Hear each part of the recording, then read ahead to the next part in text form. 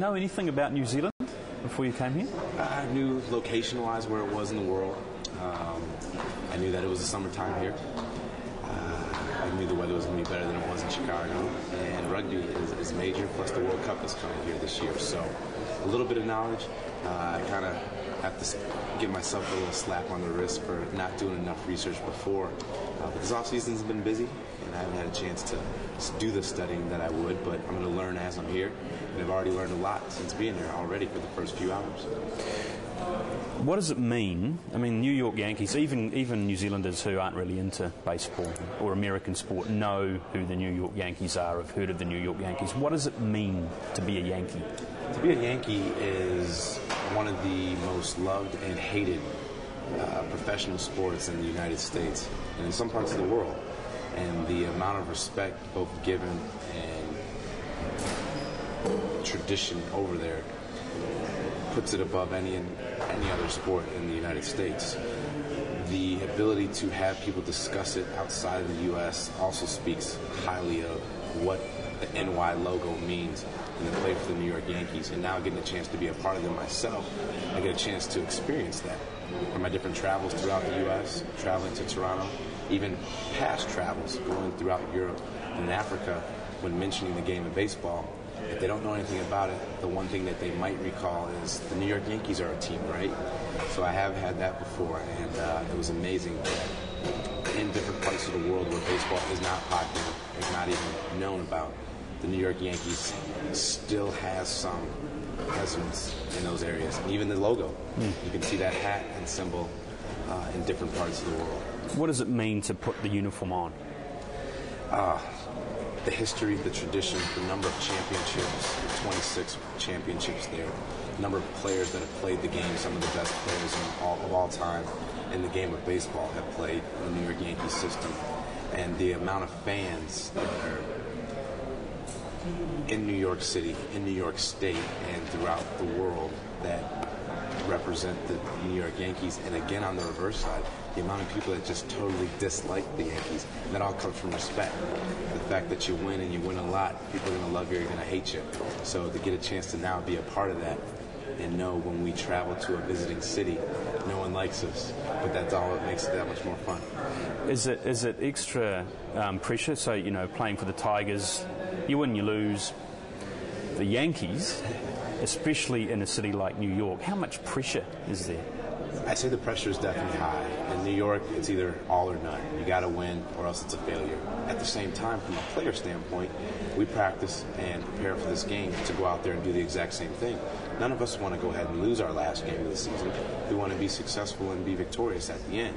And when I was a fan, I wanted all my teams to win. So I respect and understand the pressure and that side of the fans saying, we want our team to win. If we don't, we're going to be disappointed. So I completely understand that. And I take that pressure as good pressure more than not having those expectations on you at all. Your first season last year with the Yankees, it was a very good season. Describe the feeling of hitting a home run in Yankee Stadium. Oh, hitting a home run in Yankee Stadium, you have about 50,000+ fans there, all there to watch you guys, the New York Yankees, be victorious. And to hit a home run there, for one split second, it's completely quiet because everyone's waiting to see what's going to happen on the anticipation of the pitch and the action of the batter making contact with the ball. So almost slow motion? Yeah, it is. And for a split second, you actually don't hear anything. And then when the crowd is watching the ball fly into the outfield and become a home run, now everybody erupts in unison. And it's all because of what you've done to help our team either gather a lead, close in on a lead, or hopefully be victorious at the end of the game. What goes through your mind running around the bases after you've hit a home run in Yankee Stadium? First thing, don't trip and fall. That's the first thing. And the second thing is this hard work pays off. You get to see the results of what you put the time and the effort in before you even get a chance to step on the playing field to compete against the other team. And I'm helping this team win. And not this team, but the New York Yankees of all teams. You're in the clubhouse pre-game or whenever, after the batting practice, or you look across and you see Alex Rodriguez and Derek Jeter, two players that will end up in the Hall of Fame, two of the greatest baseballers ever. What's it like playing on the same team as those guys? Amazing thing is their work ethic. mean, they're not just good because it was a God-given gift. They have been blessed with talent. They have been blessed with the ability to be successful, but they've taken all that and maximized it and put in all the work and the effort. And the amazing thing about both those gentlemen and the other guys on that team that have been very successful is they stay thriving to continue to raise the bar even higher. They've won championships, but that's not enough for them. They want to continue to win and keep winning. And the most difficult thing about being the best is remaining the best. Those two guys illustrate it better than any guy I've ever seen play this game. And to be their teammate, I can just sit back and watch, and I learned so much without even having to ask a question. So it's been great for me just to be in the same locker room, to be on the same field, and compete with those two gentlemen. Are there a lot of egos in the Yankees? Yeah, surprisingly not. You expect, because you have all these different stories and rumors of what you've heard and the assumptions that you've made. But when you're around them, you find out they're just like you and me. They work hard, they have fun, their families are very important, they can be emotional, they can be intense, and all these different things. You're like, wow, that's just like me. They're just a little bit older than me. They've been playing a little bit longer than me. But other than that, though, they're no different than you and I. Huge money in the game.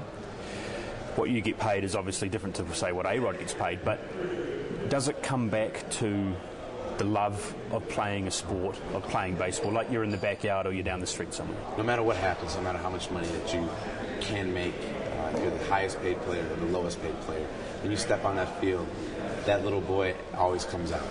You never go out there and don't want to be out there. If not, you're not going to put yourself out there. When you go out there, your competitive edge always comes in. It's you versus me. And hopefully one of us is going to do whatever we need to be victorious when it's all said and done, and give forth 100% effort so we can give ourselves the best possible chance. And all that has nothing to do with the amount of money you're making. At the end of the day, the winning, again, is the most important thing.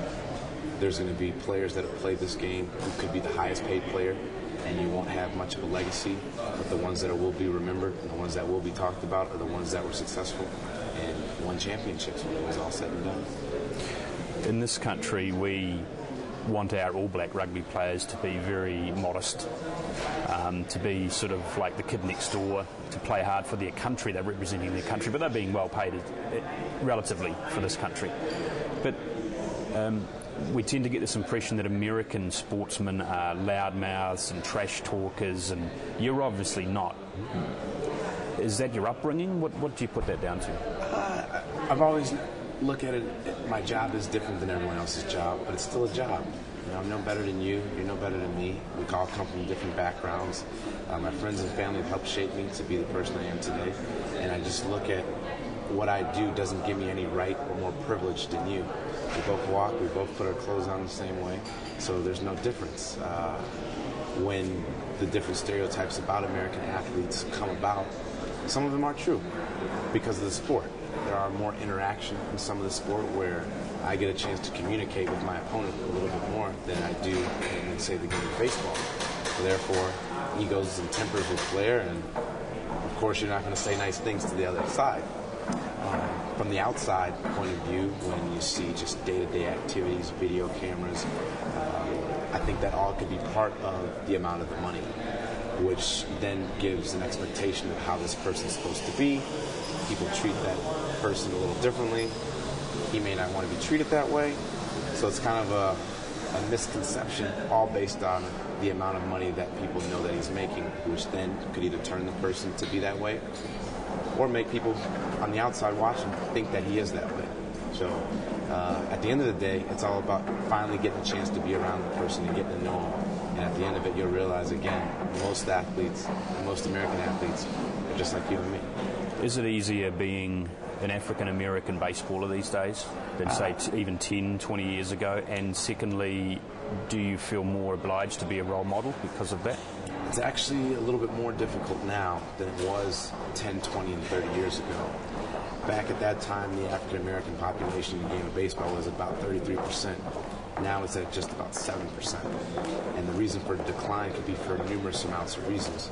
The introduction of new sports, extreme sports, different interests, and lack of interest in the game as well. So we're fighting that constant battle of trying to continue to introduce the game, not only to different parts of the world as we're doing here with the African American population and other different ethnicities throughout not only the United States but the world.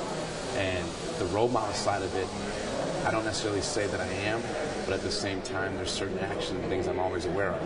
I think the role model at the end of the day is the person you're around most throughout your lifetime. Parents, teachers, family members, friends.